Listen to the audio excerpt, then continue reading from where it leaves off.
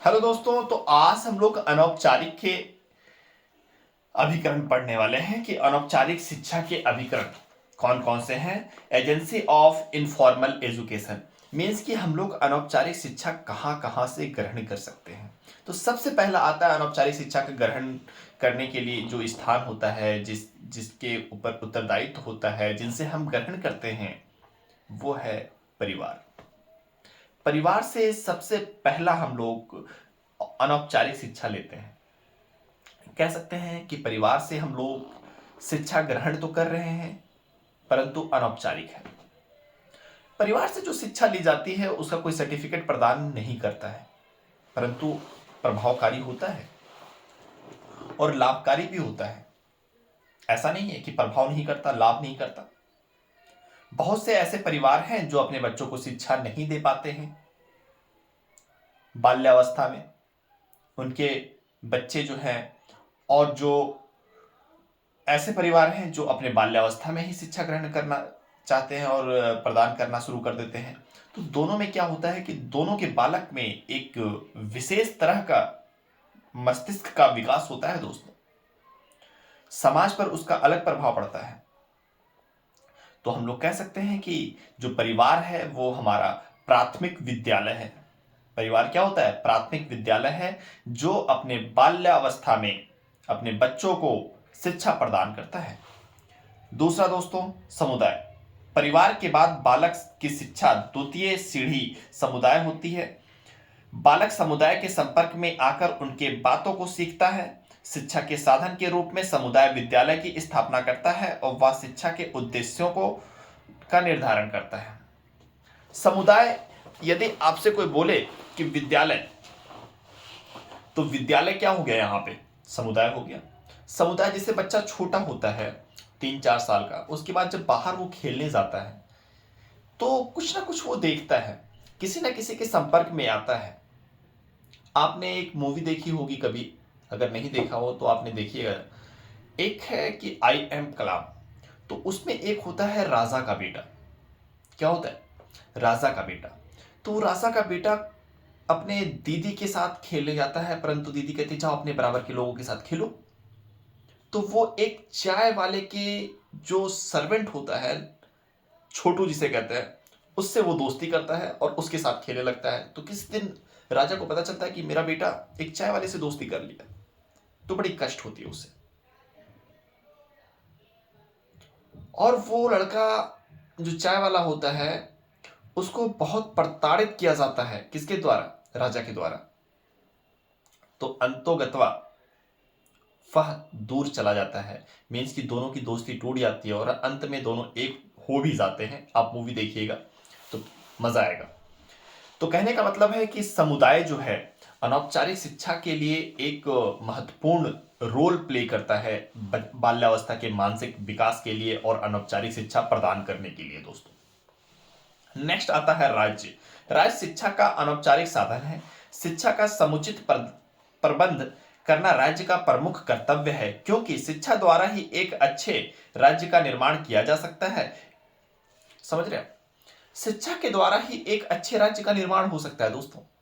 अब कहेंगे ये कैसे? यदि सभी लोग पढ़े लिखे तो क्या होगा?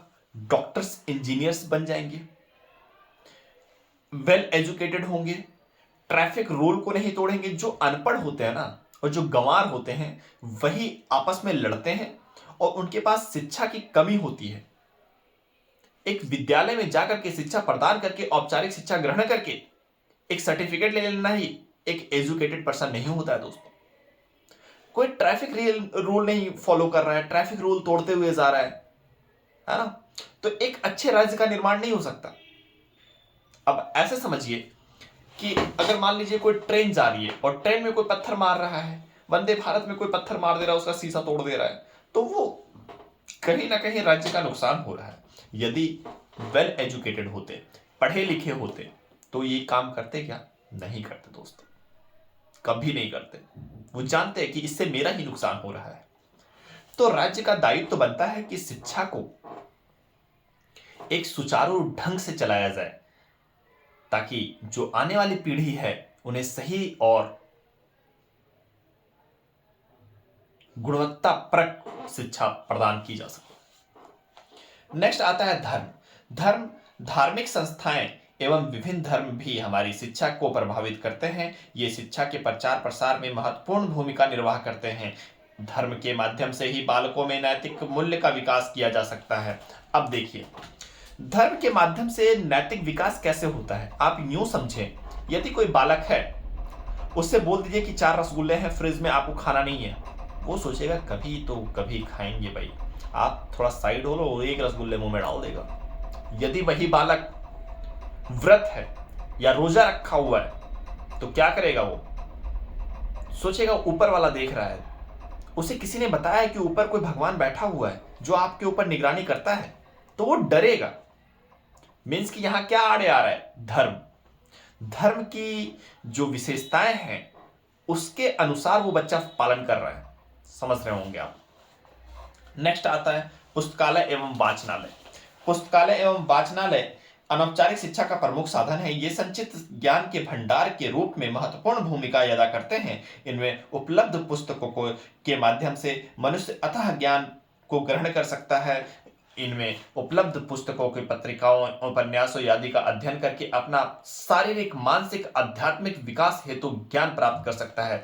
शारीरिक, मानसिक और आध्यात्मिक। शारीरिक विकास का मतलब ये क्या है, कुछ ऐसा पढ़ लिया जिम वगैरह, क्या खाना चाहिए, क्या पीना चाहिए, कब सोना चाहिए, कब उठना चाहिए, शारीरिक विकास होगा। आध्यात्मिक विकास, मन की जो नियंत्रण है वो कैसे कर सकता है, उसे आध्यात्मिक विकास कहते हैं। नेक्स्ट आता है मानसिक विकास। मानसिक और आध्यात्मिक दोनों बस इतना अंतर है कि जो परमात्मा की प्राप्ति के लिए जो साधना करता है उसे आध्यात्मिक विकास कहते हैं, और जो मन को कंट्रोल, मन को नियंत्रित करने के लिए जो पढ़ाई करता है उसे मानसिक विकास कहते हैं दोस्तों। नेक्स्ट आता है संग्रहालय। संग्रहालय क्या होता है?